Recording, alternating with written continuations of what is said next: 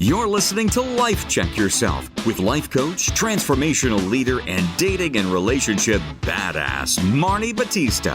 Every week, you'll get the raw truth from top experts and real people on the important life and love issues you want to know about. So if you're ready to life check yourself in your relationships, your career, and the areas of your life that matter most to you, and you're not afraid to be called out on your stuff, then you're ready for what's next. Life Check Yourself with Chris Gillis. How long after a breakup does it take to be really ready for a new relationship? Welcome, ladies. Oh, my goodness gracious me. Oh, my. I'm fresh back from the West Coast, and Chris Gillis is with me. He's actually on the East Coast. We're on the same time zone for the one time. It's so exciting. We got to watch one episode of Bachelor in Paradise together live. And now from New York Times Square and the world famous Disney World. I'm at Camp Wilderness. I know. We're bringing it to you, not live, but we're bringing it to you. I had so many, it's for such a boring ass, dumb shit, worthless 2 days of my life spent watching that. There was a lot of surprising takeaways about what you can learn from that show in reality. So I'm super excited to share that with you. By the way, we are now having more fun and games on Instagram at Dating with Dignity if you want to follow us there, and also on TikTok. Yes, I'm not dancing, but I am giving dating advice every day. In fact, lots of sneak previews of the podcast and fun things like that. So go to TikTok at Dating with Dignity.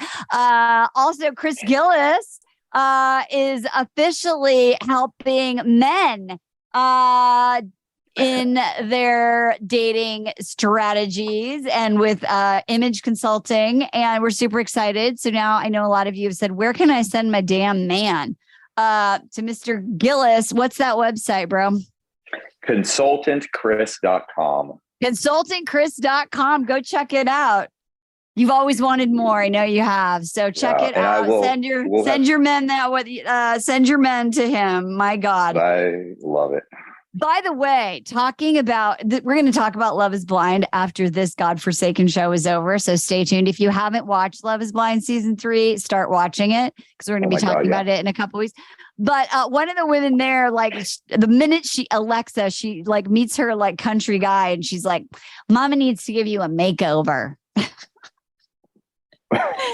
She's gonna make over her man. She says his clothes aren't cool enough. Oh God, yes, to Brennan. Oh yeah, to Brennan. And so, by the way, you could just be outward like Alexa and just send them to Chris. So okay, there we go. That's our shameless plugs for today. So hey, let's just start with. Let's start with Andrew because. Okay. Andrew is a guy which is really funny. In this episode, he gets shit on by Jasenia because he breaks up with her to explore something else. And then she gets all weird about it. And he's like, that's the point of the whole damn show. But the interesting thing about that I want to talk about is one of the biggest mistakes I think women make. And it happens in this episode twice. So it's it's a two for Tuesday, but I think it happened on Monday and Tuesday.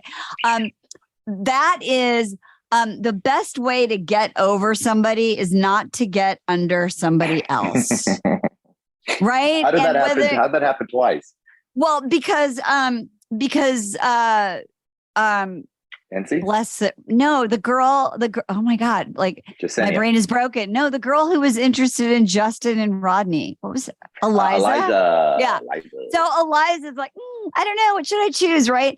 And then she chooses Rodney and she's like, no, that's not right. Maybe it's this boy. And then she runs to that boy. That's going to make her feel good and happy, and then she goes to that boy and he's like, no. And now she probably called another boy while she was walking down the street in her corset.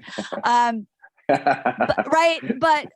then we've got Andrew who apparently reveals that he could never get over Teddy breaking up with him in the second episode of the season. And instead of like dealing with that or acknowledging that heartbreak of her sudden self-removal, she self-eliminates. He just like tries to date other people to feel better. And, and then he says, I shouldn't be dating anyone, like I still have feelings for this person. I need to deal with it. And I think this is an important lesson for ladies. Like, there's a time to date and there's a time to heal and work on yourself and look at your patterns. And I mean, what do you like from the guy perspective? Like, I think a lot of women do it too, but I think a lot of guys do that too, right? They're like, I'm heartbroken. Totally. Let me just try and like find someone else. That's probably very astute of you to pick that up. With the whole, that they were both trying to get under somebody. And, who knows if they're probably actually boom in a room and are getting on top and all that stuff. No, I don't think so. But it's just that like the idea that you're going to be like someone else. Sure. Yeah, right. Yeah. Trying to date someone else right away is going to make you feel better, get over your person. Yeah. Versus pulling out the old journal or whatever it is, like we saw on F-Boy Island, a little throwback there to get clear on what's going on. And just to continue on. It's interesting too, Marni, because they're in like that fun party situation, which is usually when you're single and your single friends are out, they're going to just keep pulling you up. They're going to say, get off the couch, Marni. Don't sit there and loathe and cry over Johnny, whatever the dude's name was, that you were obsessed with back in the day. Let's go to the Arsenal, babe, and drink it up. And I know I was guilty of that, and doing my friends as well. And it is it's the non-vulnerable way out of it. So I love that you pointed that out, and I couldn't agree more. Question kind of throw back on you is because since life is, we're going to feel down. It's going to hurt when we lose our teddy. At what point should we say, you know what? Okay, enough's enough. I've journaled. I've played with my crystals and talked to my therapist and talked to Marni, and I need to pull my my high heel bootstraps on and go have a little bit of fun. That's such a great question because someone asked me that on a coaching call last night. Yeah. And she was, and so I wrote a whole blog about it. Like, how do you know if, you're ready to be in a relationship after a breakup? What's your relationship readiness?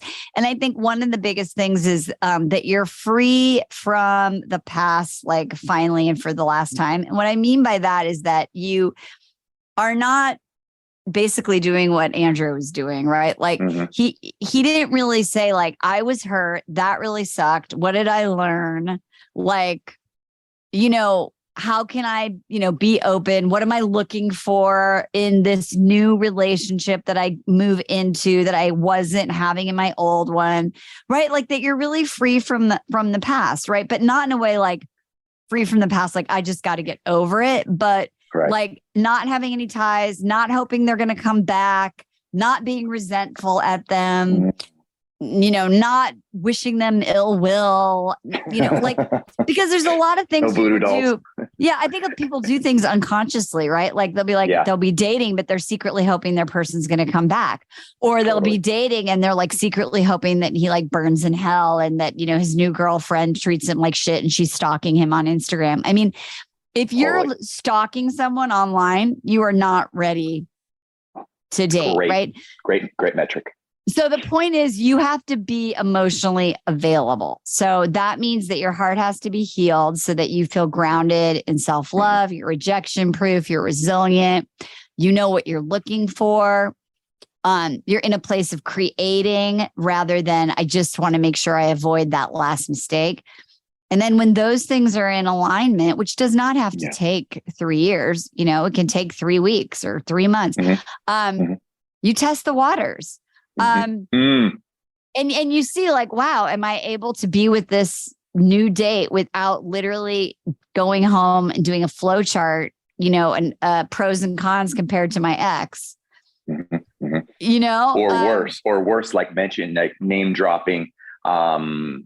Your ex. I think when I I wasn't ready. And also when I dated ladies who weren't ready, we would both infuse and on like date one talking about our ex. Even if it's like, oh my God, I'm so glad you don't chew with your mouth open like my ex did. Yes, totally. And it's funny, as I interviewed for the show last week, this gentleman who's an executive at OkCupid, and his name is Michael K. He was brilliant. And he said they surveyed like millions of people. And in the top 3 turn-offs on a first date, one of those was talking about past relationships on the first date, talking about your ex.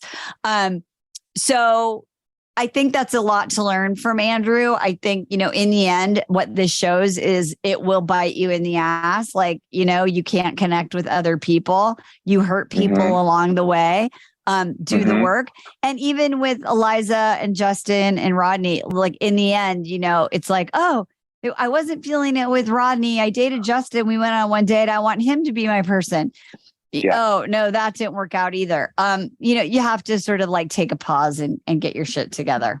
Totally. And to also block the other curb, the other side of the road, because I know some of the ladies that I've been fortunate enough to meet of your clients are like, they'll almost be out there looking to disqualify their guy in this. And they're like, I don't want them to take away. It's like, oh, well, Marni said if they bring up their ex at all, it's said and done. But because I remember once you said something much more intelligently. You can ask them, you can mention it, right? And then continue, give them another opportunity, because maybe they don't realize it. Just give them the opportunity to correct their pattern, right? And then continue to see if they can't, avoid but talking about it, because it really is something that's just ruminating unconsciously. Yeah, I had a client a couple of weeks ago who was wanting to rule a guy out because he was talking about his wife who passed away. And she was like, yeah, he said like, we had a house or we had a dog. She was like, clearly he's not over her. And I was like, well, those aren't red glaring flags. However, you could ask a follow-up question on the date, right? Like, oh, wow, like it's been a couple of years. Like, what was that grief process like for you? Did you go to therapy? Like, what was the biggest breakthrough you had? What do you feel like you learned from that? And so I think that if you are getting X vibes or someone's talking about it, then you create an opportunity for someone to show you who they are as a result of that loss, because we all have them. And see if they can pivot, right? If they can pivot into a different kind of conversation and not the one you were talking about, like, let's just shit on our exes, because that doesn't work. Okay. Great. So since we're talking about Andrew, we have to also, and it's funny, we're talking about the end before we're talking about the beginning, but that's okay, because this was like the most gut-wrenching moment is at the end of that episode. I literally waited up for you to watch it because I was so horrified. I needed to talk to you about it. The NC, who literally not even spent 24 hours with this man, Andrew, has such a fantasy about who she wants and needs him to be. And her low self-esteem is like, talk about leaking. It's like a freaking like Chernobyl hazmat. Like I was just I had the ick so bad watching it, but she begs Andrew to not leave because Andrew realizes, oh my God, I'm still interested in someone else. I need to go. I shouldn't even be on Paradise. Good move. So when she's like, please, don't leave. No, please just stay tonight. Please. No, please don't leave me. Please don't leave me. Yeah. And then he starts going, bro, dude, no, like I'm going. And oh God. So what was going on for you when you're in that? Because I know that you've had women do that to you. Totally. And I've been a woman who did that to someone else. Right. No, and nothing to be proud of. But what I thought was what I caught from there is that NC, she was flooded with feelings and fear. And it's interesting how fear comes out oftentimes as fighting or aggressiveness. So she came out you can call it masculine, you can call it aggressive, whatever it is, but it wasn't that true. She, like you said, she leaked and we actually saw what it was. But what's so unfortunate is that she had the opportunity to be vulnerable and to be, honest with herself. And instead of like shutting down until finally it like boiled up and she had an option of how to express her feelings. And initially, it came out as this anger. And of course she took it, unfortunately, all as very personal that he was trying to, clean this up. What he's told her, he's trying to clean it up. And I don't know, I think it's a good barometer for all the other gals out there and guys as well. If anyone's listening is if we feel that insane urge of anger, to really take a step back, like, okay, something's going on here. Why is this the reaction? Is this eliciting that? Do they deserve this? Or do I need to take a moment, take a breath, and catch myself, because I'm going to end up embarrassing myself. Hopefully not on national TV. Yeah. It's funny. I was watching the new season of The Crown, and which I love. And there's a episode, I think it's about the worst year that the royal family ever had. And it was, I can't remember the year, but anyway, and the Queen's mother comes and she's like, do not give this speech and talk about this horrible year that we've had. Like, that's not what we do. And she says, there's 3 questions. Have you asked yourself the 3 questions? And I was like, oh my God, I want to share these 3 questions because they're totally appropriate to this conversation about, like, what is it that needs to be said in a moment when you're emotionally flooded? And so the 3 questions are, number 1, do I need to say this? Number 2, am I actually the best person to say this? And number 3, do I need to say it right now? And if NC would have like, do I need to say this?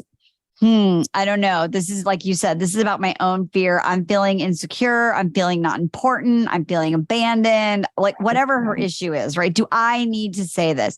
Number 2, is there someone else that could say this better? Maybe one of her friends could go and say, hey, Andrew, I don't know if you're aware, but like, you just walked off and ignored NC. I don't know if you want to like just go have a convo with her. Right? Like maybe someone else could have communicated it better. Sure. And then number 3 is, do I need to say it now? And then maybe after going through those 2 options, she'd be like, you know what? It doesn't need to be said now. I need to be patient. I need to self-soothe. I don't need someone else to get in the middle. I'm going to pause. Yeah. And I think that if NC would have gone through that and been like, then it would have ended in a more dignified way. What are your thoughts? Because this almost, I know we have all these clever, archetypes for guys from the different manimals. But what about do you have like a one? Because this reminds me of, and I've dated a few of these, the push-pull girls, the girls who are literally like push, and then, angrily create, and storm out and get angry. But then they want to be pulled back in, to chase them down. For example, the girls who are constantly threatening to leave or then leaves. And then that is the dynamic on there. What are your thoughts on those, and how do you coach those gals who do that? What are some better options we can do when they are feeling those things? Well, I think I call that like the scared girl, because she's just scared and she's trying to get in control. And Genevieve, so we can pivot and talk about Genevieve and Aaron, because Genevieve is trying to do that too, right? She's trying to get Aaron to give her attention or give her love when they get in conflict by threatening to leave. Yeah, great. Yeah, right. Good and idea. That's exactly what NC did. She goes up to Aaron. He's talking to another girl. And she's like, if you don't end this conversation right now and walk away with me, like I'm out, which is essentially I'm leaving. I'm not going to be with you. The ultimatum though. So let's pause. Let's inject that in there, because that's another. Gals, are you giving your man ultimatums? And I think there is a time and a place for ultimatums, but they can also be a giant nuclear button too, that it needs to be very carefully handled, right? Yeah, well, that is a these are both manipulative strategies, and they're coming from this place of fear and trying to get control. And exactly. My I have a girl crush on Allie who writes for the Vulture section in the New York Times, and she said it was that is an immature and volatile way to handle conflict, and I think it can be said of both those women, of NC and Genevieve. Nobody here on this island on this beach is using mostly mature, non-volatile ways to solve conflict. Thusly, that's why they're there. But I think that it's really about, not acting in that way of trying to get someone to love you or show you they care, ultimately meaning to try and get control by threatening to exit the relationship or the conversation. And it doesn't work. Well, this is what's fucked up. And we can pivot now to Genevieve and your boy, Aaron, who is in trouble, by the way. He is in trouble. Hold on real quick.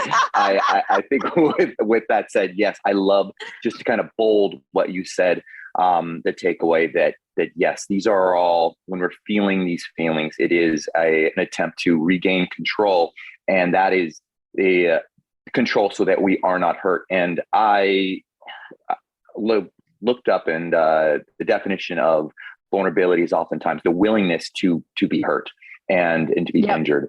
And none of them, and that is like true, that when you're, in dignity and in power is when you're like, okay, none of them were okay with that. And so what they did is, and it's fear, and we all have fear, right? And it's just so sad that, they blasted right through those feelings.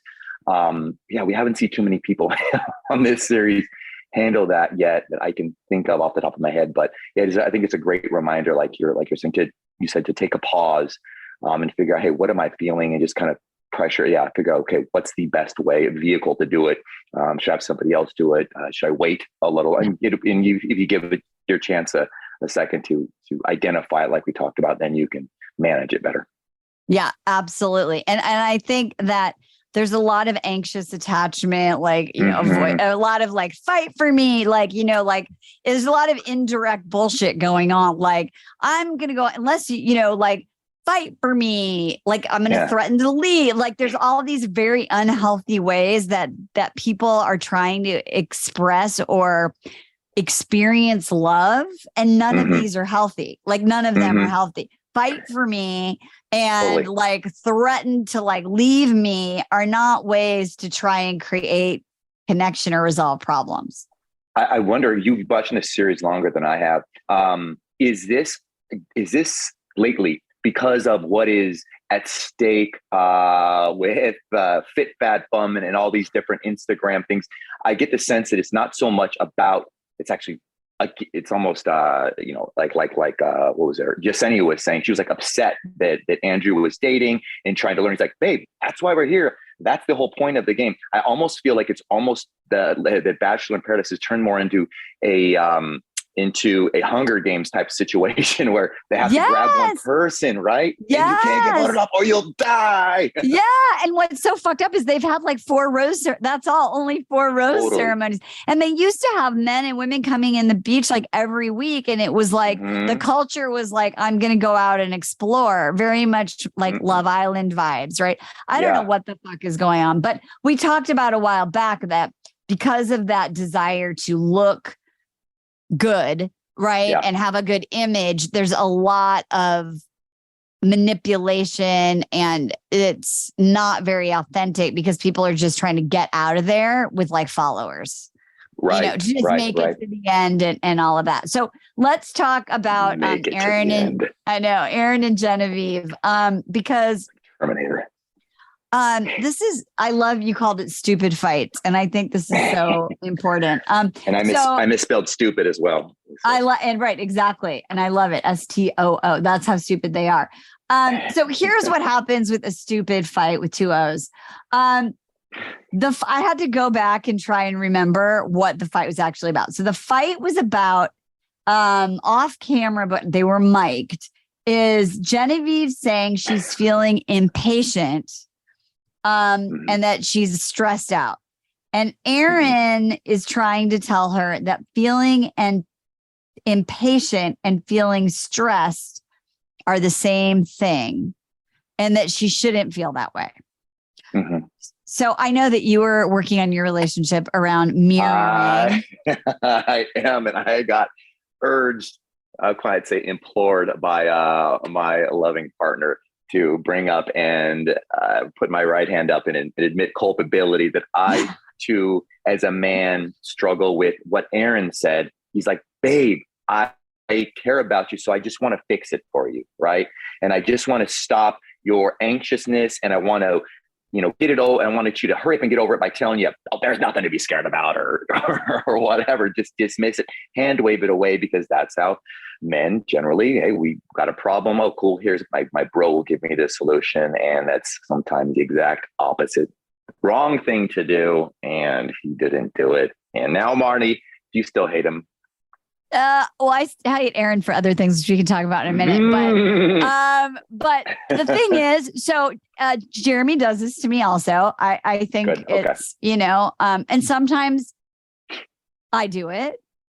I mean, I'm not going to lie. I mean, sometimes when he's like frustrated or stressed or whatever, I'm like, well, here's how you would fix it. Like, I think it's a human reaction, but Brene Brown says that when you do this, it's an empathy blocker, right? So when you throw up a suggestion, you're not able to create an opportunity for empathy. And what that person really needs is just empathy. So what she needed probably was like, wow, you're anxious and you're stressed. Oh my God, that must be so hard for you. Not like so those good are the at this, same Marni. thing. I am really good at empathy. When I'm conscious and not triggered, I'm good at it. But I mean it from a very genuine place. I really do. And Reality Raina is so good at it. So like we talk and I'll say something and I'm like, it's like a heating pad on your belly when you have period cramps. It's just right? Like I'm being heard. And so, but what happened in this instance is that Aaron is trying to then defend his statement and he starts talking about pain and itching. Yeah. Which was so weird because the whole time they were fighting, I was like, who do I agree with? I mean, I think that itching is painful. I'm going to go with Aaron, and it was just, and he was like, it's facts. And she was like, no, it's not. And they just started fighting about this stupid thing that wasn't really about what it was. Yeah. And then, I think Aaron did a bit of mansplaining, and then Genevieve did a little bit of like shutting down and, calling him names. And then she just leaves. She packs her bags on the jungle path. And I think that this couple is shitty at resolving conflict. Yeah. I think they are definitely a bad match. And now, can I tell you the tea I heard about Aaron? Oh God. Okay. Give it to me. So I sent you this. I sent you the tea. I sent it to you. I think maybe it didn't go through because you were flying. So apparently this is just gossip from, my source on YouTube, Dave Niels, who gets all his info from Reality Steve. It's like the food chain of reality TV news. And so basically what happened was Aaron was dating two women at the same time last year, up into and including right before he went to Paradise. And they've just shared both of them, all of the text messages about them realizing that he's dating them both and telling them both that he loves them and that the other girl is just their friend. I am just my boy. Before he went to Paradise, he was dating two women, telling both of them that they were the only one. Oh, okay. Here, I have a clarifying question. I think this is good for all of the Life Check Yourself fan base and family. Yes. What is because I've gone to arguments with girls about this too, or said they were dating me. I'm like, you weren't dating me. Which is, who knows, a tiny little etymology. Okay, what word exactly are you saying? When can a girl say, yes, I am dating him versus just wham? What do you say? Bomb chicka bomb? What is your the ding dang and the wing wang? Yeah, thank you. thank you. Yes. All right. So let's get clear on this. Okay. I'm wondering, were they ding dang wing wang, or was he dating them? So here's what's really interesting. So for this story, apparently, there were moments in the relationship with one of the girls where it was casual and they both said it was casual, and then it became serious. So here's the deal. I'm going to I don't want to share not correct news. So what happened is that Aaron is involved with now. Okay. So the column that Reality Steve wrote, a woman that Aaron is involved with now, he was seeing right before Paradise as well. I mean, if that's a spoiler, sorry. But if you actually thought Genevieve and Aaron were going to make it, then. Oh. Okay. But anyway, another woman reached out to Reality Steve who told me about her involvement also with Aaron before filming. And then she also got in touch with the woman that Reality Steve found first. And they compared notes and they realized that Aaron was playing both of them. Okay. And one of the women is still with him. They're both keeping their identity private. And that is, and that it isn't just he was dating someone pre-show. He was lying and manipulating two women before filming. And then he went down to the beach and he did the same to Genevieve. So that's the story. That's facts, huh? But what the reason why I think this is really interesting is that Aaron does this thing where that mansplaining, or he's very charming, or he's very much at like saying like, you know, you're wrong and I'm just trying to, and he's an F-boy. Is that mansplaining? Oh, is it? When he says like, I'm just trying to stop your anxiety or your pain. No, that part isn't. No, that part isn't. Okay. When he goes into the pain and itching thing, he's just like basically like, I'm right, you're wrong. You're dumb. That's not it. You need to know, smart. Blah, blah, blah, blah, blah. Like it's just facts. Like he doesn't even want to hear. But the bottom line is like Aaron, this is what I want everyone to hear. Genevieve has had something inside of her soul to exit the relationship twice. Now, granted, it's manipulative and she's got issues, but some part of her knows he's kind of full of shit. Something's not quite right with it. And she's ignoring it over and over again because of his charm. He's good looking. He makes her feel chosen in the exact right moment, where all those things that she says while she's walking down the path, right? When they show her talking to herself and she's like, I've never been so disrespected. I'm over it. I'm never standing for this. I can't be with a person like this, you know? And then he comes running in at the last minute and, what's up? You know, and so I know you really, I know you love I know, Aaron, I know. I get, no, you're right though. You're right. She doesn't want to lose, you know, he's like the high school quarterback and, you know, there's so much potential, right? Because you're right. I know it's probably why he drives you crazy because he has so much potential. He's still learning. He's still growing. I do think now with my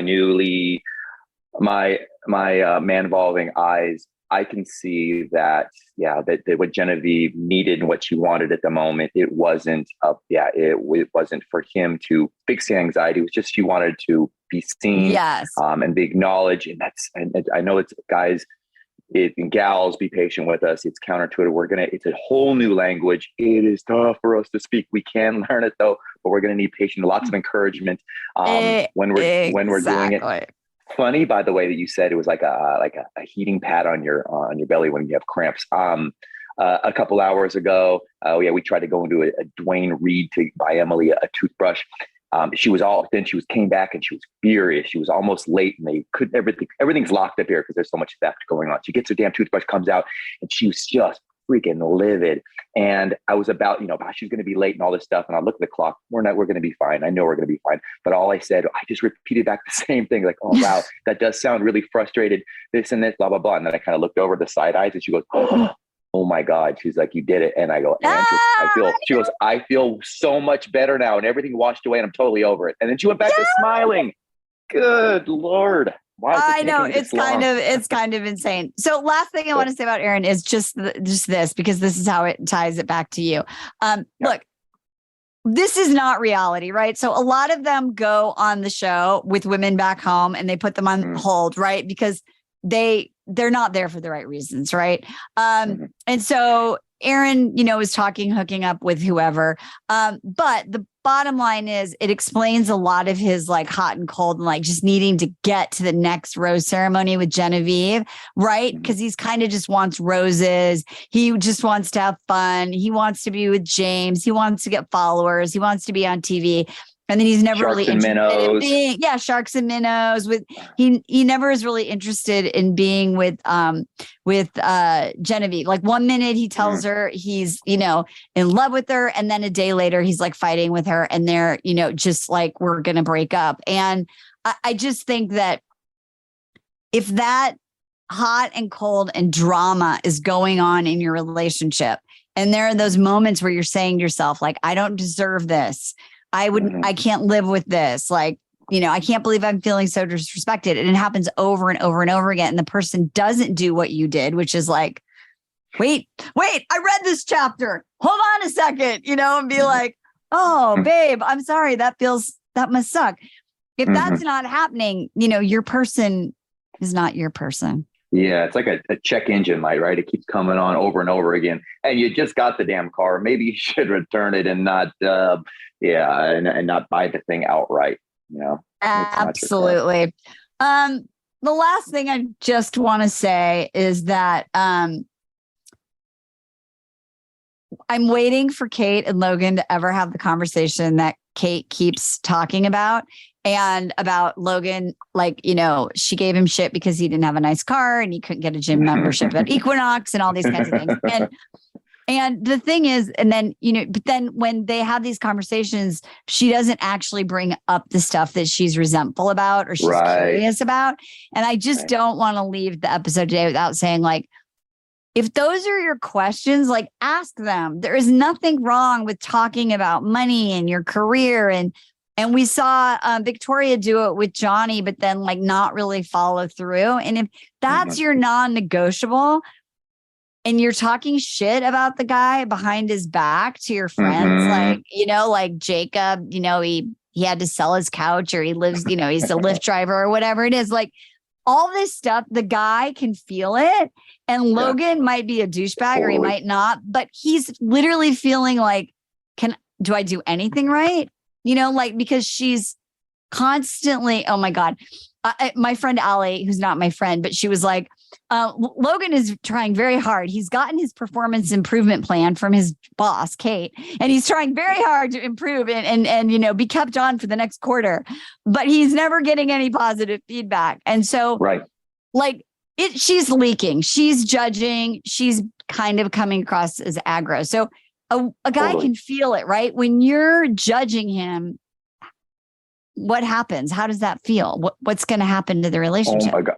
I love that you brought that up. And because I always think in like, mathematical terms or the universe doing the right thing, and how oftentimes we're like, oh, I don't know, it might be mean or whatever. Like it's so crazy. I'm so glad you pointed out that no, babe, it's hurtful. It feels like crap, ladies.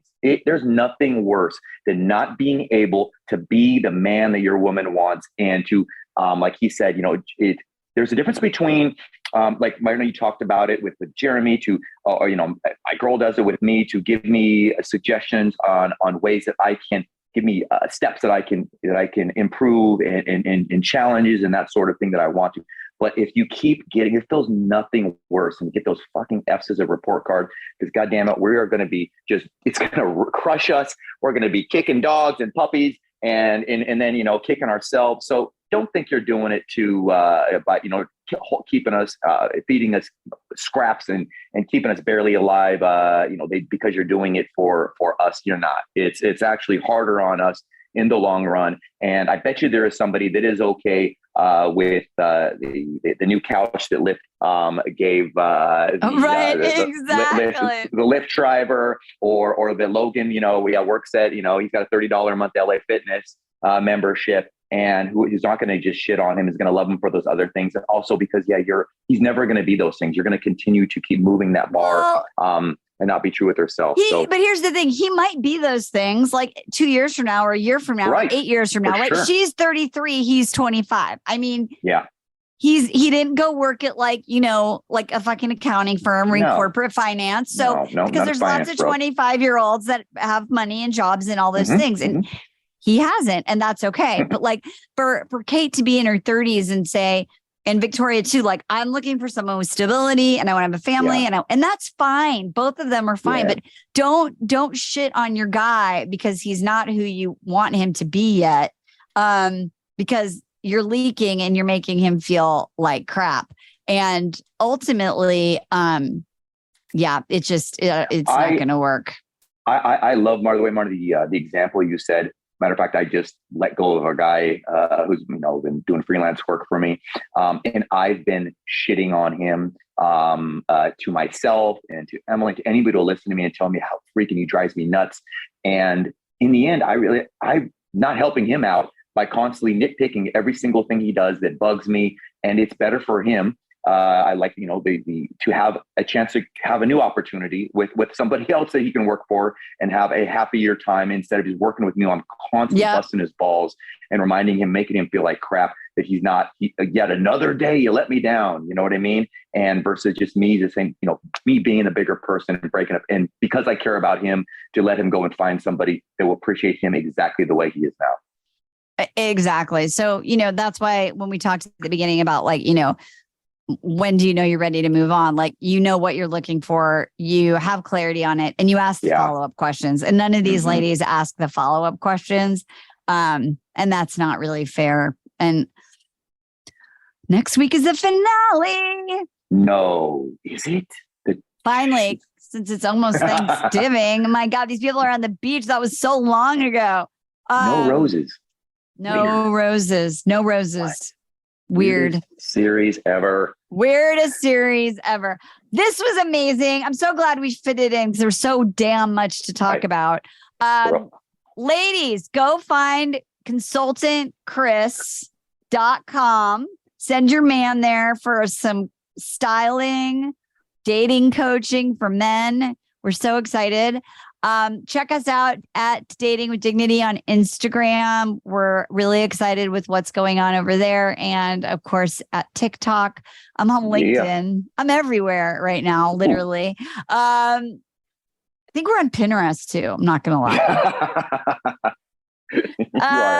We're making it happen. All right, ladies, whatever it is. Oh my God, this interview was chock full. Share it with a friend. Send it to your sister who's freaking out. Tell Nick Vial that we want him on the show if you know him. And we'll see you next time. In the meantime, life check yourself. Bye-bye. Hey, thanks for tuning into today's show. So if being in an intimate relationship in which you feel 100% seen, heard, and accepted by a high caliber man is a priority for you right now, and you're interested in seeing if you're a fit for working with me and my team at Dating with Dignity, here's what I want you to do. Just head over to DWD VIP, that's D as in dating, W, D as in dating, VIP.com, and book a call to speak with my team. We'll get on the phone with you for about 60 minutes, and you'll get crystal clear on what's stopping you from finding true love right now. We'll also take a look at what you want to create, what you want your whole life to look like when you're able to finally be fully expressed as a woman in a healthy relationship with an incredible guy. And if we can help you get from where you are right now to where you want to be, we will show you the fastest path possible that makes sense for you to do that. We help smart, successful women all over the world solve this one missing piece in their life so they can finally have it all.